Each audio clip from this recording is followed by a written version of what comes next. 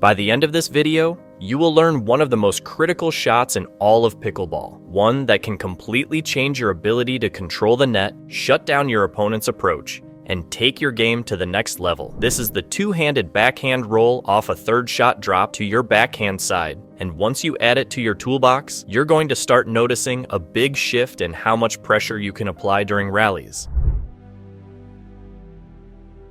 Let's start with why this shot matters so much. Imagine your opponent just hit a third shot drop that bounces in your kitchen, and it's coming to your backhand. What most players do in that moment is either softly dink it back or attempt a one-handed block or roll. The problem is, unless you're a total natural with insane wrist control, those one-handers tend to either pop up too high or lose all pressure. That gives your opponent a free pass to keep charging in and take control of the net. But when you're able to confidently use two hands on that backhand roll, everything changes. That second hand adds stability, strength, and control. You're not just returning the ball, you're putting your opponent on defense. When done right, this shot dips over the net with spin and pace, landing at or below your opponent's knees. That kind of shot forces a reset. They can't just swing through it. They're now the ones scrambling to stay in the point. It's not about hitting a winner. It's about making your opponent work to get to the kitchen. If they want that space, they've got to earn it, and this shot makes them earn every inch.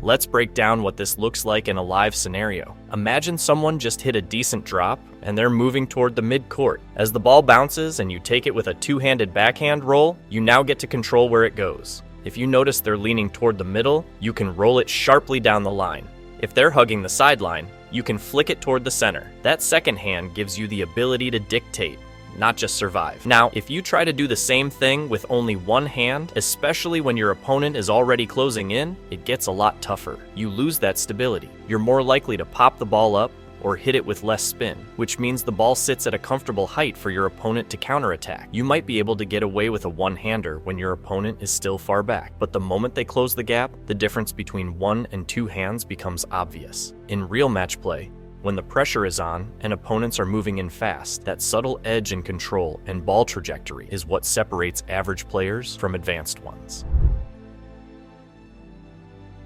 Now that we understand how powerful this shot is, let's get into how to actually hit it. Like with most advanced shots, the footwork sets the foundation. You don't want to be square to the net. You want to be turned sideways, almost like you're lining up for a backhand in tennis. Your feet should be parallel, pointing toward your target. This alignment is what allows your body to naturally rotate through the shot, which is where the power and spin come from. If you're stepping in with your feet misaligned, you're going to lose control. Your hips can't rotate smoothly, and you won't be able to drive through the shot cleanly. So the first step is getting that active footwork dialed in. Next is the paddle preparation. Before you even start the swing, your paddle head should be tipped down. You want to feel a stretch across your forearm and wrist as you prepare. That paddle down position is essential for creating topspin. If your paddle is neutral or flat at the start, you won't get the dip and bite that makes this shot so effective. The actual swing starts from right around your back hip. No big wind-ups here. You want it compact and efficient.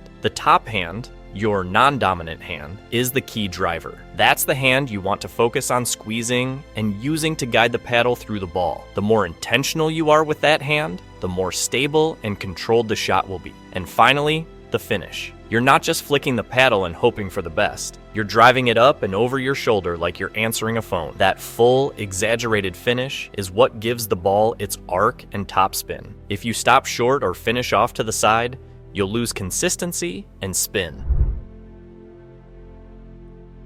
So now that you've got the technique, let's take it into a point. You're in the kitchen, your opponent hits a drop, you rotate, get into position, and rip that two-handed roll right back at their feet. You can tell by their body language, they weren't ready. Now they have to scramble just to reset the ball, and suddenly, the entire dynamic of the rally has changed. You're not reacting anymore, you're controlling. And here's where it gets really fun. Once you get comfortable with this shot, you'll start recognizing patterns. You'll notice how often players lean one direction or guess early, and you'll be able to hit behind them, into space, or even right at them. It becomes a tool, not just to defend, but to dictate. That's the magic of the two-handed roll.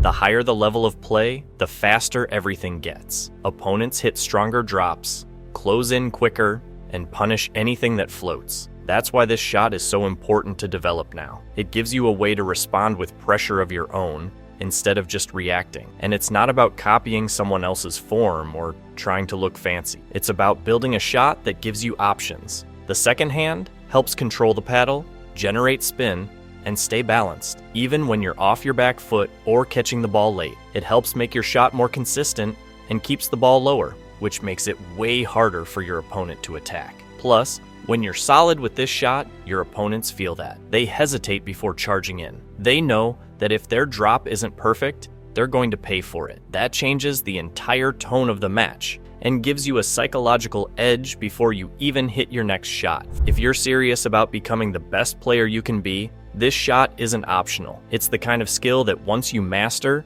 becomes part of your identity as a player. You'll notice your points lasting longer, your opponents making more errors, and yourself playing with more confidence and control. Just remember, get your body turned, stay compact, drive through with your top hand, and finish over your shoulder. Practice this one move and your overall level will skyrocket. If you found this breakdown helpful, don't forget to subscribe. I post new videos every week just like this one, packed with specific tips to help you improve faster and smarter. Now get out there, try it out, and I'll see you in the next one.